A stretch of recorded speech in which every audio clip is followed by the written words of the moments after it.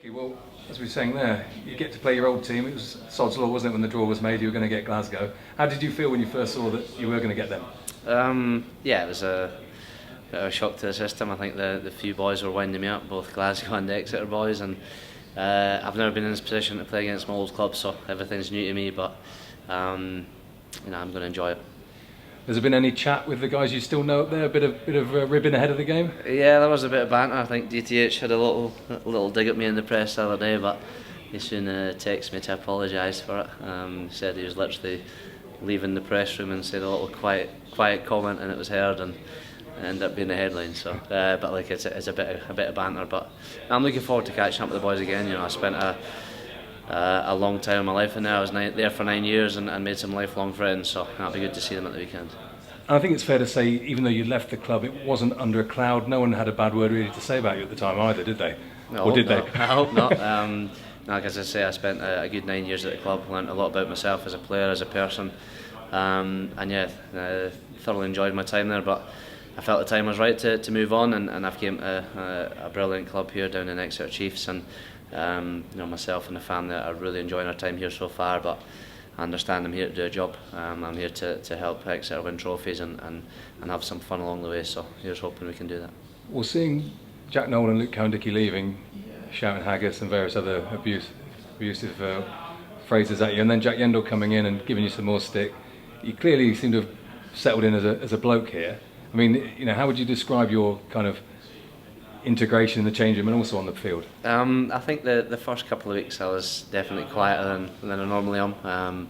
Just trying to find my feet, trying to find out the different characters within the squad, and but yeah, as I say, I am really enjoying it. It's a great group of boys here, welcomed me with open arms, and there's some good friendships made already. So hopefully I've made a good impact. I'm sure they'll tell me if I haven't, but in terms of on the field, I feel I'm playing some good rugby. I'm enjoying it.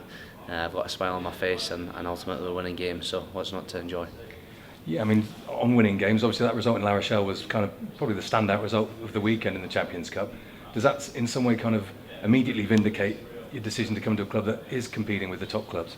Yeah, I knew here that the amount of quality that was here, that the performances were just coming around the corner, and we talked for the last few weeks about getting a complete 80-minute performance, a Chiefs performance.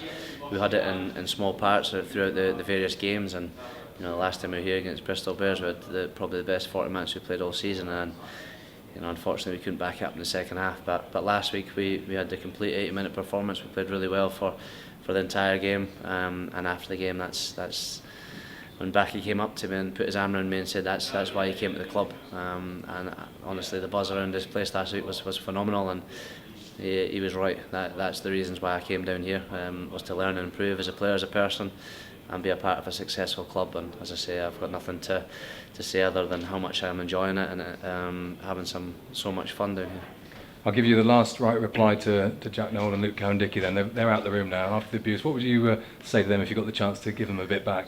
I wouldn't say much to Dickie because he's a big laddie, but Nosey, we've got to be a bit banter flowing back and forward, but they're a great couple of boys, along with the rest of the squad. We've made some good friendships and we're enjoying each other's company, that's for sure. Best luck the weekend. Cheers guys. Thank you.